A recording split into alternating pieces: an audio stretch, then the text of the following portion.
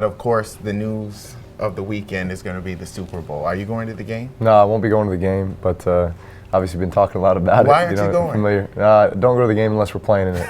And I've had the blessing of being able to do that one time. Hopefully we get that chance again. We had Colin Kaepernick, and he said the same Yeah. thing. He's leaving the day of the game. So Yeah. you guys really, there's a little bit of tension and still competitiveness even in this week, huh? Yeah, I mean, it'd be hard to sit in person and watch it. I mean, I still watch it, but I do that from the comfort of my home or somewhere else, because you don't watch it like a normal fan, maybe. Right. Maybe it's just the insider knowledge of being a player and knowing what it's like to be in that moment. But you almost play the game as it's being played. I mean, just in your mind. Yeah. You try to anticipate what's happening.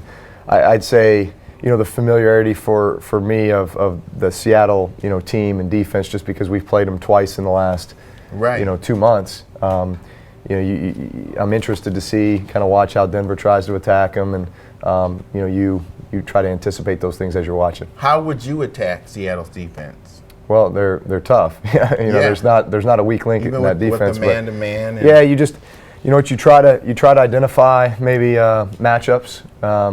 Listen, they've got two great cover corners. I mean, guys that can get up, bump, and run.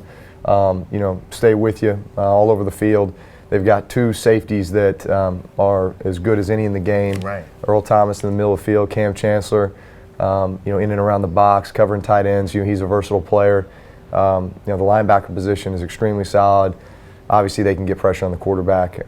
They have all season long, create turnovers and opportunities for their offense. So I think what you got to do is you got to mix it up on them. You've got to try to beat them with tempo. Although they're a very disciplined defense and they play their scheme very well. But just try to find those matchups where you can inside. I mean, listen, Denver's got some guys now. Yeah. Demarius Thomas, Eric Decker, those guys can make plays. They're big physical receivers.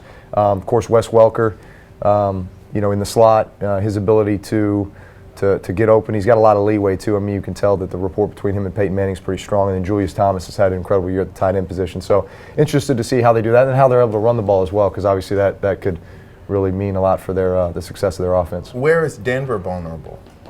I'm not too familiar with Denver just because we didn't play them this year. We played them last year, and they're a team that really seems to have caught fire in all phases during, I'd say, these last 6 to 8 weeks.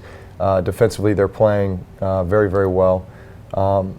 They've been really good against the run lately, and they've been able to create some turnovers and really just holding teams to fewer and fewer points.